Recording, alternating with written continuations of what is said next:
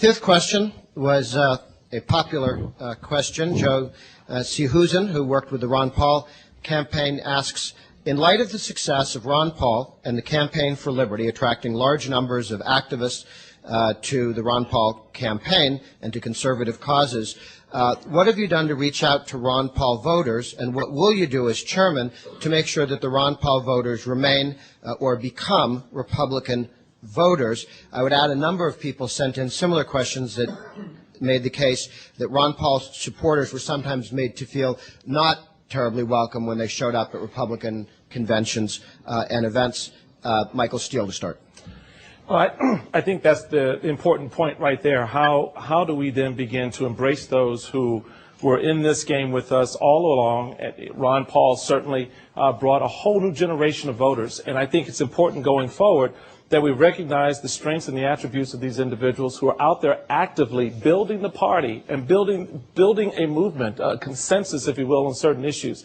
So we can't look that in the eye and say, no, we don't want that. We need to find ways, creative ways, to work with their candidates that are running, to work with Ron Paul himself as a member of the United States Congress, and tap into those synergies where we are on the same page and can move forward together. Will there be disagreements? Probably, but that's part of this process of building and branding and moving forward. We cannot look at folks and say, well, you don't check off my litmus test of choices, and therefore I don't want any part of you. I think at this stage for this party, everyone who can help us should be brought into the room to help us. Okay. As the party of Abraham Lincoln that grew on building coalitions, we too often have practiced the politics of subtraction and not addition. I witnessed early on the Ron Paul Army in South Carolina, early presidential primary. And I want people involved in my party that will hang off bridges and paint on their cars and make up T-shirts. There was a passion that I saw of those people for him and his ideas. Do we agree with all of them? No. But we're a party that has to embrace differences. And we become the party of addition. We start winning races, whether it be the city council races or the water commissioner races. But passion is what brought me to this party. Passion to win, passion to talk about things that were right, and talk in a tone that people understand and will embrace. Again, enthusiasm, you just can't have too much of it in a Republican Party. Ken. The corporate model, the model that's been used by the RNC now for decades, has outlived its usefulness. We are a federation which invites differences. Differences don't have to be deficits. And Ronald Reagan's principle of someone who agrees with me 80% of the time is my friend, not my enemy.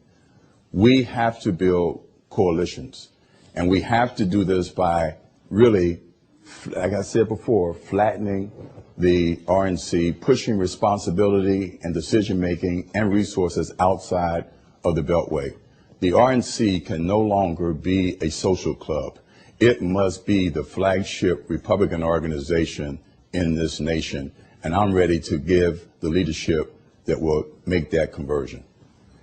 I think this is not unlike 1988. You know, we had a very contentious primary with Bush, Kemp, and Robertson, and I happen to be one of the Kemp guys that was stuck in the middle when you took a look at what came to our party. Is we brought in a lot of new people, a lot of what is today referred to as a Christian right from the Robertson coalition. And those people who stayed made our party stronger, better, and bigger.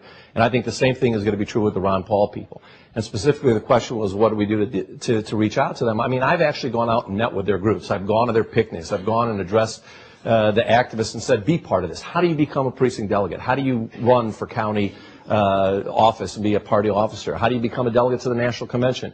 And I think, you know, it's an educational process because there is a lot of misunderstanding out there. I think you treat them like anybody else. If they want to be part of the Republican Party, if they want to participate, we have to welcome them in. And in Michigan, we have seen them being at the county convention level, at the state convention level, and showing up and participating, even sitting in on state committee meetings now. We have people actually come in just to listen, to learn, to be part of it. And if we welcome them with respect and with open arms, it will help grow our party. Sure. I got to spend a lot of time with the Ron Paul people, obviously, in the early parts of the presidential campaign, and then we actually shared office space on the same building in our Iowa offices. And they're exactly right. Lots of energy, lots of passion, inspired by a personality, brought a lot of people into that campaign. And that's what we've got to understand as a party, that we need all the voices from that campaign if we're truly going to be successful. And, you know, Dr. Paul and I got to spend some time with him. We actually were in the same hotel for a couple of months. He is a wonderful man with wonderful ideas. Do we agree with him 100% of the time? Absolutely not. I've been involved in politics for 16 years. I've only found one politician I agree with 100% of the time, and that's me. Everybody else I'm going to have some disagreements with. And that's okay. And if we're going to truly be the majority party, then we've got to have room for disagreements and have room for conversations, but we've got to capture the energy of all those campaigns in the primary if we're going to be successful. Mike. My friend Lee Atwater, who was chairman of the party, used to talk about the party of the big tent. I believe that we are a party of addition. I think we've got to bring people in. The question was, what have you personally done? I personally have met with Dr. Paul on 2 different occasions. I talked to him about a list exchange where we could get his people involved, where we could communicate with them. I personally have treated his leaders of his campaign with respect. I've met with them. I personally treated his foot soldiers with respect, whether it was in our convention in Kentucky or whether it was the Republican National Convention in Minneapolis, St. Paul. That's the way we have to treat people and bring people in. I've been in this for a long time. Over the 40 years that I've been very active in politics, I've seen a lot of people come into our party. And you know what? We're better off for it. We have a lot of people who came in with very charismatic people over the years, and they're here and they make our party better today. Thank you. We also had hundreds of votes for a series of questions on how icky do you think the Federal Reserve System is. We're going to stipulate for purposes of this debate that it's completely annoying, and move on to Mario Lopez, the president of the Hispanic Leadership Fund, who has a question. Mario.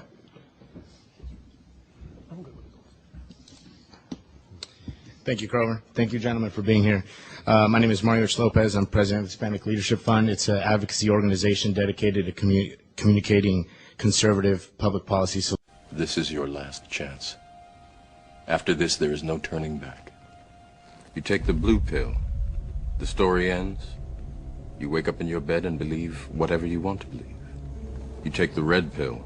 You stay in Wonderland. And I show you how deep the rabbit hole goes.